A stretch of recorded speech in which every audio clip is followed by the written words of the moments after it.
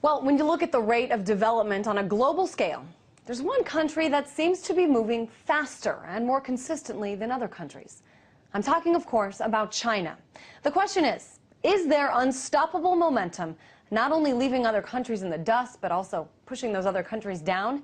Many in the U.S. say yes, but others say instead of pointing the finger at China, we should instead be taking notes. Joining me from Singapore to talk more about this is Jim Rogers. He is the author of the book, A Bull in China, Investing Profitably in the World's Greatest Market, and also the co-founder of the Quantum Fund. Hey there, Jim. You have said the 19th century was the century of the UK, the 20th century, the century of the US, and the 21st century will be the century of China. I know you've spent the last several years preparing for this with heavy investment there. Explain to those who are confused about this and why this may happen. Well, Christine, for 300 years, China was in decline, and then in 1978, Deng Xiaoping said, we got to try something new. He unleashed entrepreneurship and capitalism again. China has a long history of entrepreneurship and capitalism, and you know the rest of the story. They've been an astonishing growth story for the past 30 years, and it's going to continue. They're now the largest creditor nation in the world. They've been doing something right. I know that a lot of people talk about maintaining a global financial equilibrium. I'm wondering if you think if this is even possible, or have we already passed this point of no return? Has all the good money left the U.S. and moved to China? No, lots of money has left the U.S. As I said, the United States is the largest debtor nation in the history of the world. Nobody's ever sent so much money out of their country as we have, and for good reasons, because other countries are doing better. Imbalances will always occur in the world economy. They always have it anyway for thousands of years. Various countries put on controls and regulations which impede the flow of capital and goods, and that causes distortions. We have various distortions right now. Looks like we have a trade war developing, and if we do have a trade war, Christine, that's the end of the world economy. I know there's a lot of finger pointing here in the United States by both economists and, now that we're deep into the political season, by political candidates. And they're all blaming China for taking U.S. jobs, for not playing fair when it comes to the value of their currency. Your thoughts about this blame game? Well, I wish that everybody would stop blaming. And Christine, nobody in history has won a trade war. Everybody loses when there's a trade war. So instead of sitting around pointing fingers at each other, everybody should be sitting down and figuring out what to do. I happen to think China should open its currency up and be freely convertible. They cannot be an international economy without a freely convertible currency. On the other hand, the United States is running up the gigantic debts and printing money.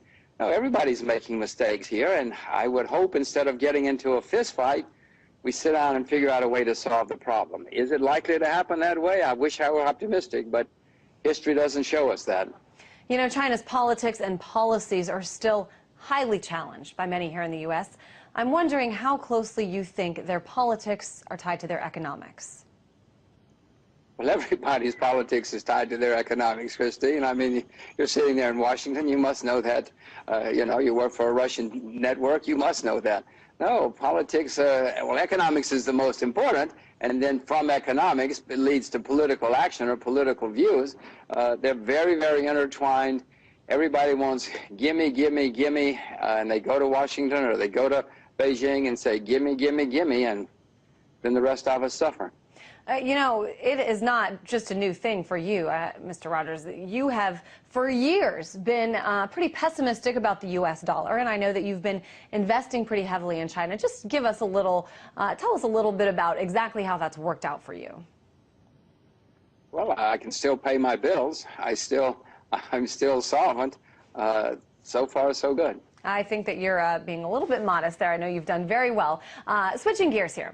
I spoke to a guest earlier who said this economic method we are seeing in China, it's not rocket science, that it is in fact following the old economic model of doing things in America. Policies adopted by Hamilton, Lincoln, FDR. Do you agree with this? Well, unfortunately, yes. In many ways, that's exactly what's happened. They're following what we did. And by the way, back in 1994, when China had an economic problem, they tied their currency to the U.S. dollar. That's when they did it. And you know what? Washington, D.C. said, hallelujah, you people are brilliant. Now, of course, in Washington, they're shrieking and yelling and screaming and saying, why have you tied your currency to the U.S. dollar? You need to let it float freely. Well, I happen to think they should let it float freely. But again, they've been doing what the U.S. has said many, many times. I'm going to make you, just for a moment here, a professor of this class. For all our viewers watching, maybe they want to know what's the advice that you can give, or, you know, in terms of what the U.S., what people here can learn from China. Well, first of all, we have to learn to work hard and save and invest again. In China, they save and invest over 35% of their income.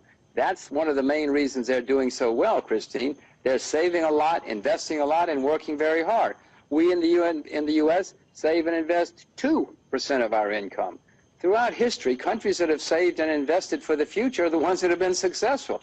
So we need to learn to start saving and investing again. We need to change our tax code dramatically to encourage people to save and invest, and pay off our debts, of course, which we've now run up. But if we had huge savings and people had incentives to save and invest for the future, then America could have a comeback. Is it going to happen? I doubt it. And just real briefly, I'm wondering why you think, you have been saying this for years, people like you have been saying this for years. How has the U.S. let itself get so far? Well, you're in Washington. Unfortunately, countries get the politicians they deserve, and I'm afraid we've elected a bunch of clowns that we deserve, and every time there's a special interest group, they run up and spend more money, and we get deeper and deeper into debt. And when people say this is going to end badly, the politicians don't worry because they just worry about the next election or two, and then they're satisfied. All right, unfortunately, we're going to have to end there. Jim Rogers, I almost didn't recognize you without the bow tie. Again, Quantum Fund co-founder Jim Rogers.